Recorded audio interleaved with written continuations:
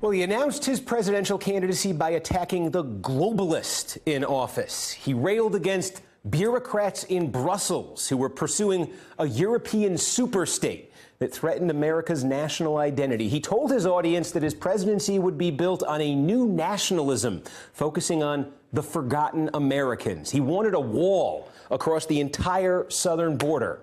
Oh, and he was denounced as a bigot by Donald Trump.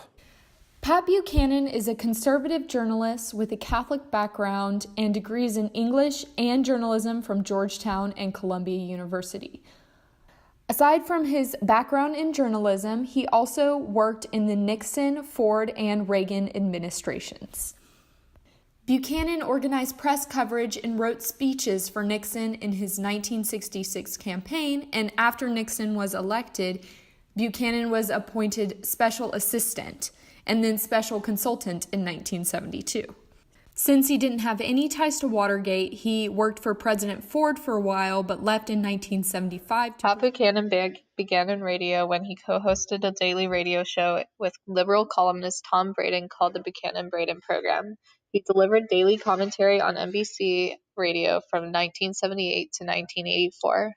He then started his TV career on the McLaughlin Group and then went on to CNN's Crossfire, which followed a similar format to the Buchanan-Braden program, where they had a liberal and conservative.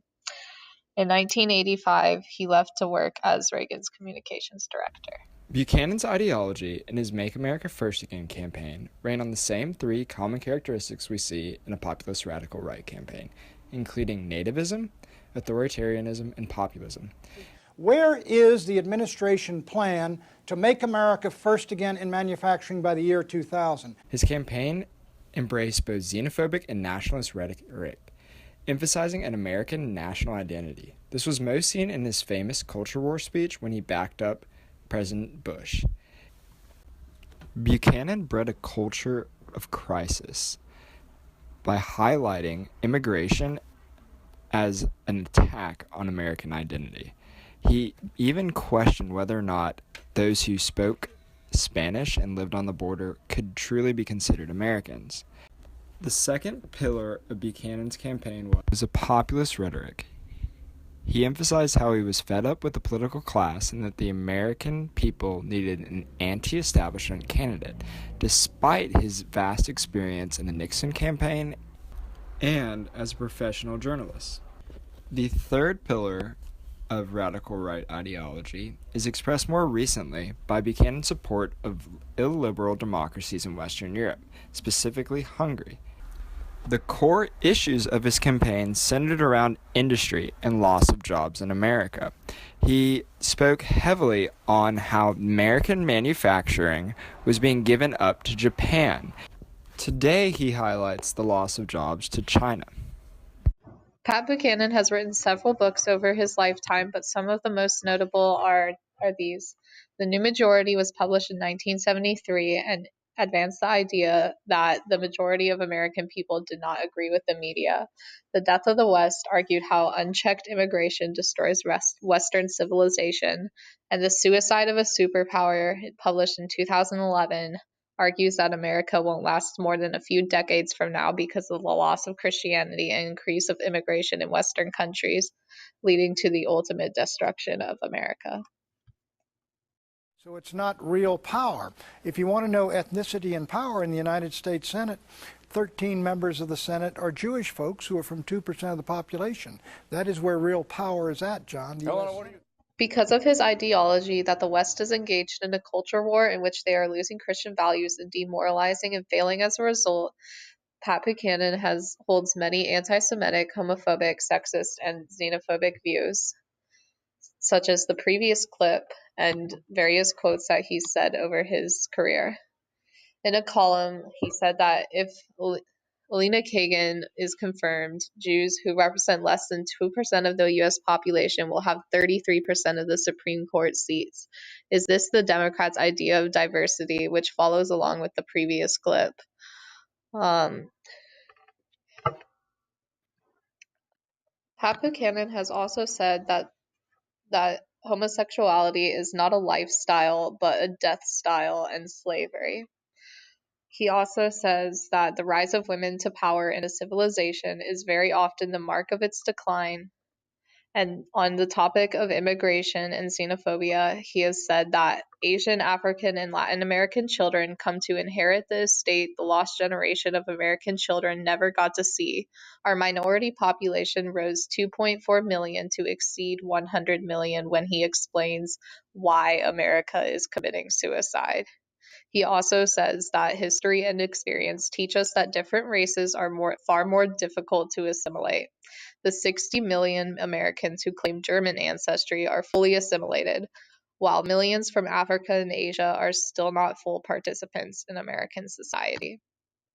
Buchanan ran in the 1992 Republican primaries against incumbent George H.W. Bush. He ran on a populist platform that included freezing federal spending, cutting taxes, banning abortion, stopping federal regulations on business, cut foreign aid, restrict immigration, or build a Buchanan fence along the Mexican border. He was very anti-NAFTA and wanted an American first economic protectionism policy.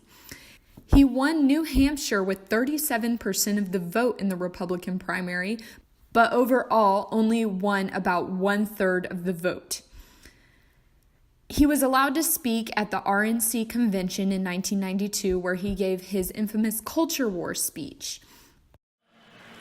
This is radical feminism, the agenda that Clinton and Clinton would impose on America. Abortion on demand, a litmus test for the Supreme Court, homosexual rights, discrimination against religious schools, women in combat units. That's change, all right. But that's not the kind of change America needs. It's not the kind of change America wants. And it's not the kind of change we can abide in a nation we still call God's country. In 1996, Buchanan ran again for the Republican nomination by continuing his 1992 campaign. He also reiterated values from his culture war speech, which dubbed the media to call him Pitchfork Pat. In 1996, Bob Dole was the frontrunner for the Republican primaries, but Buchanan won New Hampshire again with 27% of the vote. Because of his rhetoric and electoral success in New Hampshire, he gained support of white supremacist groups, which prompted him to remove extremists from his campaign. In March, his campaign lost momentum, and he conceded that Dole would win the nomination in 1996. After running in both the 1992 and 1996 campaigns, Buchanan was fed up with the Republican Party. In 2000, he ran for the nomination for the Reform Party. He criticized both Democrats and Republicans for not representing the people. This rhetoric can be seen from his 2000 campaign attack ad. What will you give for Al Gore? Do I hear $10 million? 45? Sold. $50 million from Hollywood. Next up, George Bush. Bush and Gore are for sale to the highest bidder. They'll work for special interest groups, but for you, they'll do nothing. The two Beltway parties are bought and paid for. We are not. This election day, help us build a third party that puts Americans first. Buchanan won the Reform Party's open primary against Hagelin. However, older members of the Reform Party were unhappy with Buchanan's populist rhetoric and declared that the votes were not valid. This caused the Reform Party to split and declare two nominees. Later, the FEC ruled that Buchanan in fact won the Reform Party nomination and was granted campaign funds. Buchanan named Izola B. Foster as his running mate, which seemed to be an odd choice considering his culture war speeches. However, Buchanan stood by his nomination as Izola shared many of his values. In the 2000 presidential election, Buchanan won 0.4% of the popular vote. After the 2000 election, Buchanan quit running for presidency. Send a message to Pat Buchanan. Hasta la vista, baby. Thank you. When researching Buchanan now, you'll see a lot of comparisons made to Trump. Oftentimes, Buchanan is framed as before his time. In fact, in reference to Trump's campaign, Buchanan said, "The ideas made it, but I didn't." Trump even used on Buchanan's America First slogan. From this day forward, it's going to be only America first. America first. The two main issues of immigration and jobs seen in Trump's campaign mirror that of Buchanan's. The times are the only thing that's changed. Instead of Japan competing for jobs, it's China. And now NAFTA's in full effect. Buchanan was an original critic of NAFTA, claiming that it was betrayal to the American worker. Both candidates fought a hostile media and framed themselves as representatives of the common man. This begs the question, why was Trump's campaign so successful and Buchanan's not? If the supply for radical right ideology is the same and constant, then it is clear that the demand for radical right ideology has changed within the last 3 decades. This shift from the mainstream is evident within both parties' mission.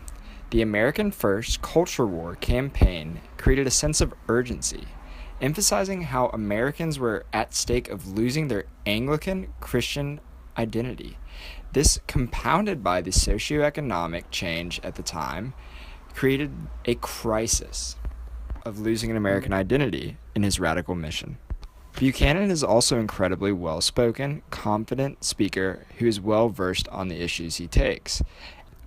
Furthermore, he took a common man appeal to the white working class as Pitchfork Pat. The media was a central theme in Pat Buchanan's campaign.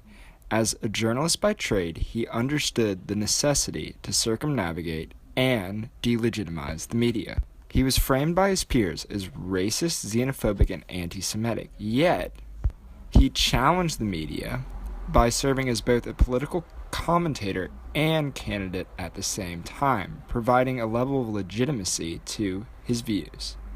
Furthermore, his experience as a speechwriter and political critic enabled him to reframe himself in debates and crossfire with political opponents and other journalists.